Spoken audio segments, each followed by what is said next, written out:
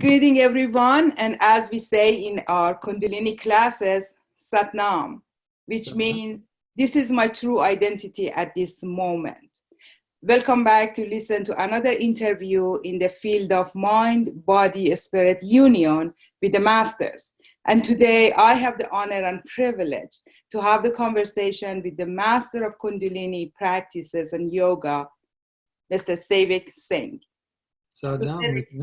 Saddam, thank you so much for accepting my invitation and having this time and this conversation with me. And I would love for you to let us know what's the Kundalini energy? Well, Kundalini is largely misunderstood, so I'm glad you asked the question. People hear, oh, I'm going to go do Kundalini and many things about Kundalini. Kundalini is the primal energy of creation. Every human being has a particular filament or connection to that universal energy. And so Kundalini, we call it Mata Shakti. Mata is mother, Shakti is energy. So it's that mother energy, uniquely manifest in us as a human form. It's resident in the body. It's toward the base of the spine. It can be stimulated. And Kundalini arousal is actually a byproduct of all spirituality.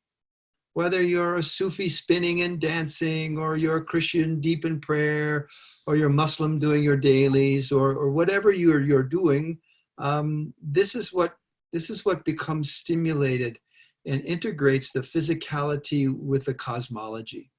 And that's different than a pranic experience. Many people have an experience of breath and breath power, right?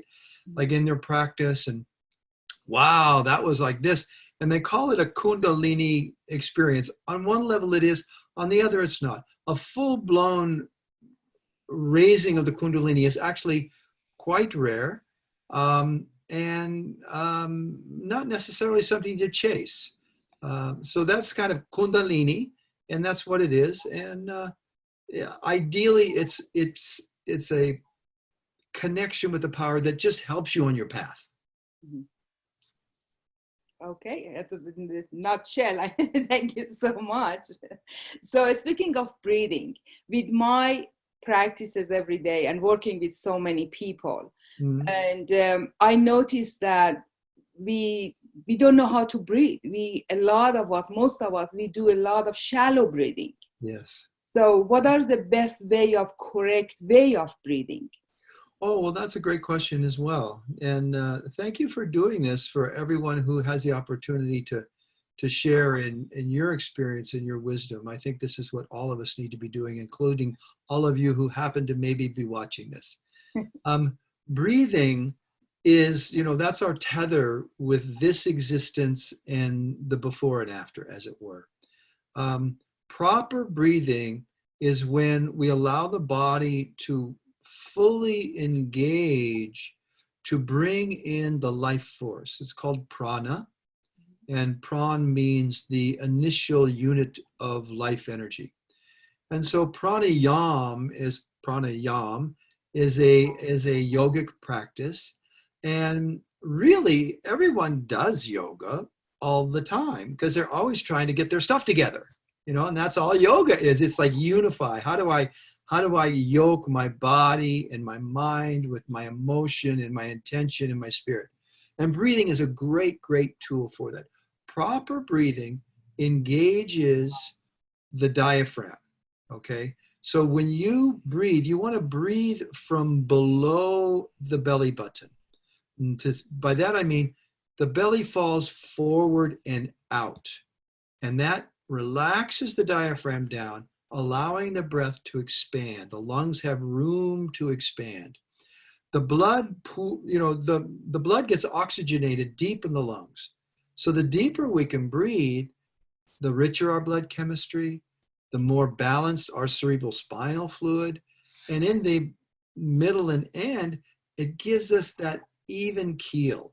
It gives us that ability to stay centered as in this wild and crazy time that we find ourselves in. And so a deep breath ideally is done by relaxing the belly forward, letting the air raise in the lungs up into the chest, and finally by bringing it all the way up to the throat. The key is the deep belly breath. Singers know it, martial artists know it, all professionals who have to have a lot of vitality and energy, they understand this proper breathing. 50% or more of us reverse breathe. We breathe up here in our chest. And if you think about it, when I try to breathe up into my belly, up into my chest, my belly tightens, the diaphragm actually freezes, and that stops the lungs from expanding. So a good breath is life-changing. And to breathe easily and smoothly, they should all come to your class and learn. Because it's a simple, simple technique, and it's something that when it becomes habitual, it becomes a habit that builds us rather than limits us. Yeah. That emotional, shallow breathing, which is a natural response, the respiratory system, the glandular system, the nervous system, all goes on alert. The problem we face today in our world is that we live on alert. We're always being pushed into that get set, get ready mode. And to break out of that, conscious, good, solid, deep breathing is the key. You want a soft belly. You want to push it forward, bring the air deep into the lungs, relax, let the chest fall, pull the belly slightly back, push the rest of the air out, and then that allows you to just relax again, belly falls forward, and that becomes a very enriching, life-giving cycle of breath. Yes. I cannot tell you, when the first time I learned conscious breathing, it was kind of like a battle, because my mind and my body wants to breathe in a different way. And I find myself like to be like frozen in a moment that I even don't know how to breathe, what to do. And it took some time. Yeah. Isn't that funny? Because first we make the habits, Mm-hmm. and then the habits make us. Yes. And the beauty of what you're sharing with your listeners and your viewers is that this is a way to make a habit that is going to serve you and your body's net. Watch a baby breathe. The little infant laying in the crib on the back, and what do you see when they inhale? Their little belly goes whoop, up and down. It's just the natural way that the human body is actually built and designed to breathe. So belly breathing, nice and deep, smooth. 3 deep breaths every half hour, every day will change your entire life. Yeah. Because the emotions come into control. The strength of the nervous system increases. Your mental clarity becomes sharper. And this way, as human beings, the light of our mind right now, we are able to navigate and be who we want to be. Go where we want to go. Do what fulfills us rather than being reactive to things. We can be responsive to things. And that's what a good breath does. Yes. And I cannot emphasize more that, as a body worker, I work with a lot of people, and how the body and nervous system is like that. And then I just have to remind them, breathe, let it go. And so it's just like so unconscious.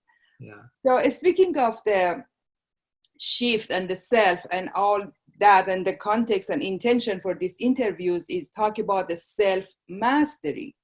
And self, not just, the ego or the projection, the identity that we put it out there, but the self that is bigger than me, that wants to, express through life.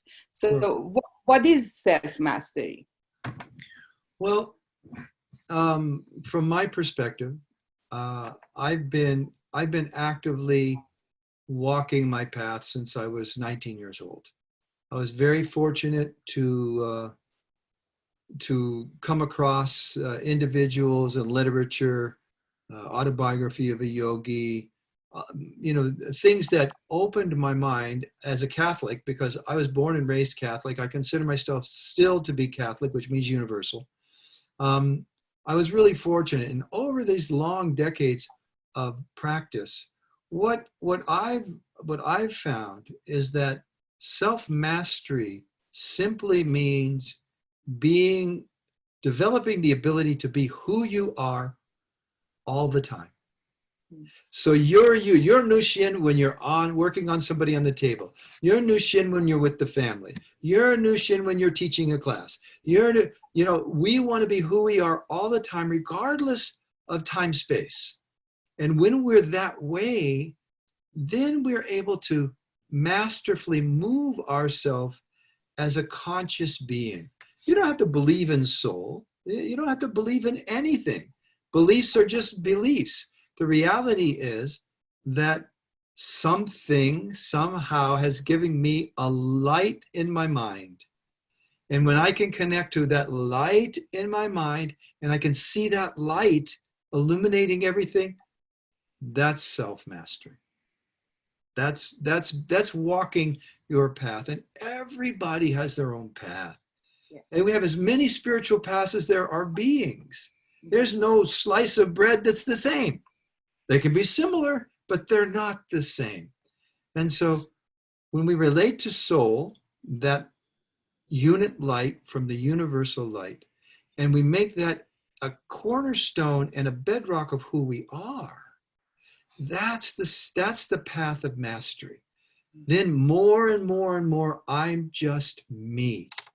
And that's the crazy me, and that's the centered me. It's all me, and it's all a gift. So to me, that's what this idea, this travel. I mean, there are libraries full of self-help books, and they're all very, very valuable. And if you do it, it works. If you breathe, it helps. If you move your body. I learned such a great lesson from you when you worked on me. And this was years ago. And this is true because I'm a good giver. I'm a teacher. I've been a teacher for decades. I wasn't such a good receiver.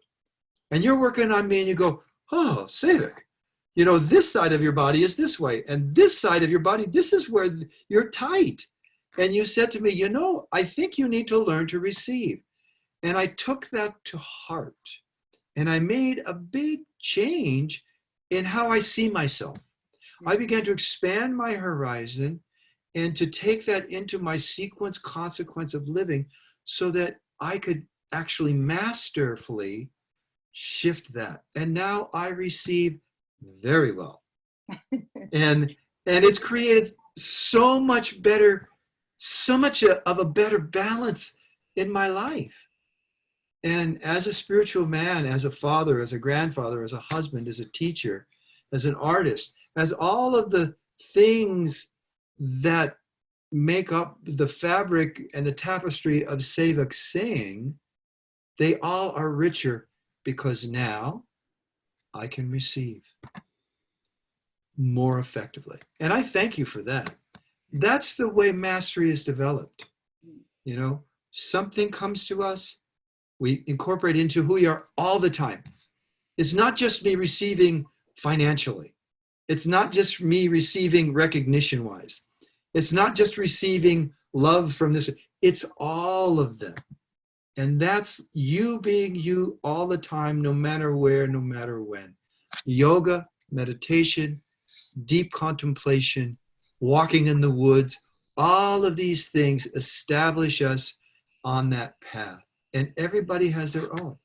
Some things work for people, some people can't do Kundalini Yoga. It's not for them. Some people can go and be alone and walk in the forest, for hours and hours and hours. Other people, their mind just goes, zzz. I love what Dalai Lama said. Someone said, well, do you meditate? And he laughed. He goes, oh, I can't sit for 3 minutes. My mind goes and goes and goes and goes. This is the Dalai Lama. He has his path. You have your path. Neither is better than the other. We're all equal because we're all a unit light of the universal light. Yes. So in terms of mastery, spiritual development, self-development, my saying, if you want to be enlightened, what do you have to do? Lighten up. Lighten up. Don't take it too seriously. Yeah. That's great. So I would love to ask you, to talk about, what we know about its consciousness or awareness or intuition or the differences, the similarities. So if you would speak to that. I'm very happy to, because that's a really great question, and it can be very confusing, and we all have a different way to sort of hook into that. Consciousness is you being who you are. There's subconscious, there's unconscious, and there's conscious. Conscious is awareness. So my awareness is when I know that I am. And when I know that I am all of the time, then I'm conscious most of the time. We're influenced by subconscious, which is that brain taking care of us, trying to help us move along our life, because that's its job, is to take my light and move it along, right? So consciousness is me and you as a unit, and awareness is being aware of myself as a unit. Intuition is being so in tune, so ingrained with being aware of my connectivity from the inside out that I move without thinking in the direction that serves me. That's intuition. Sometimes it's a cautionary voice. Sometimes it's a, yeah, that's it voice, So intuition is this knowing without thinking. Awareness is being aware physically, mentally, emotionally, integrating our past and our memories, where we want to move as our life unfolds. And consciousness is the container that holds all of that. And so consciousness is one thing. The key, in my experience, to developing myself as a spiritual man, and is what I share and teach, and Yogi Bhajan, my teacher, our teacher, brought forward, and all of the masters have said the same thing. The key is to be consciously conscious.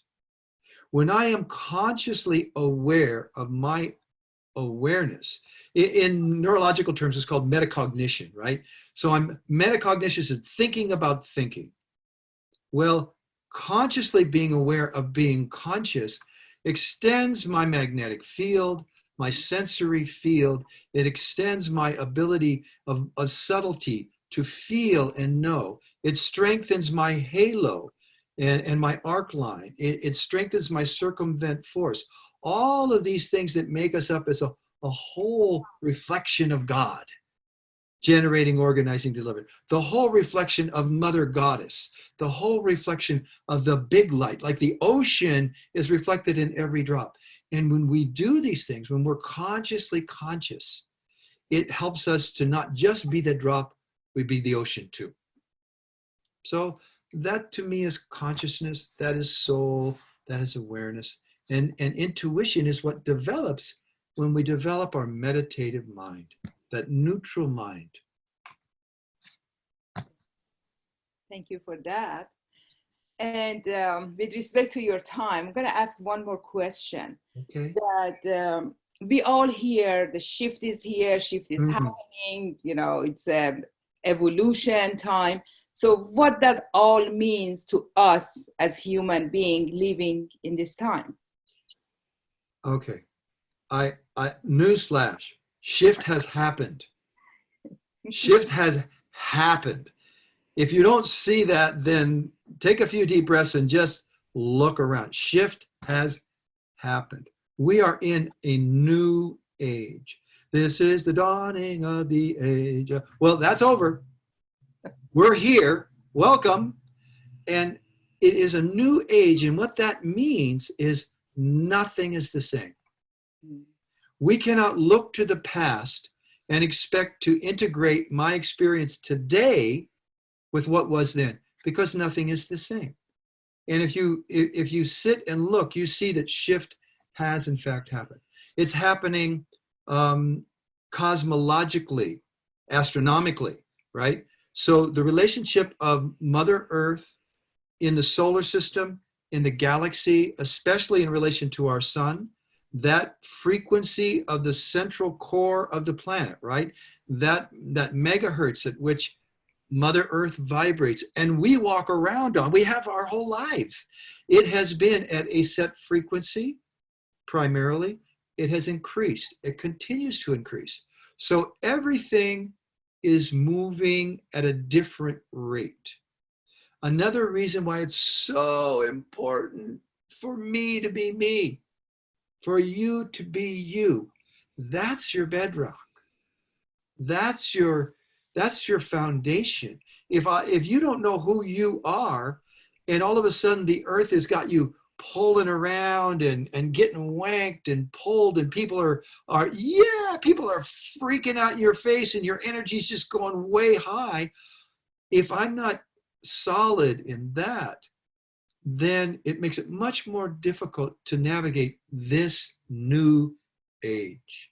It is new. When we're children, it's new.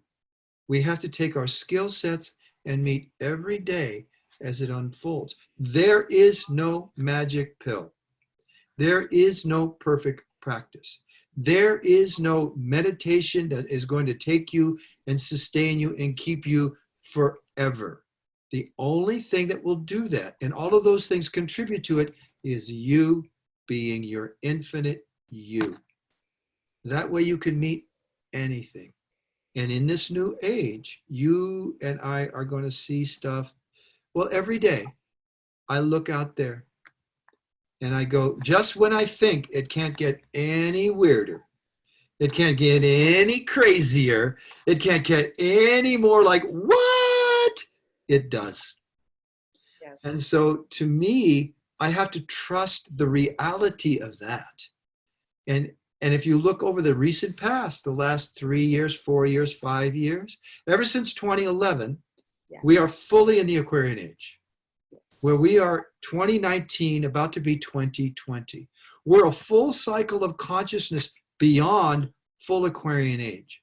And if you look at these young kids, the young ones, not the teenagers, but the younger ones and the really young ones, you see that they are bringing in a different ability to match up with the ever-increasing frequency, pulsation on a subatomic, atomic, and a quantum level. And we are left to navigate that because we have history that wasn't at that frequency. So to me, that's the new age. And we're not coming into it. It's not a transition. You're transitioning. I'm transitioning. The age is here.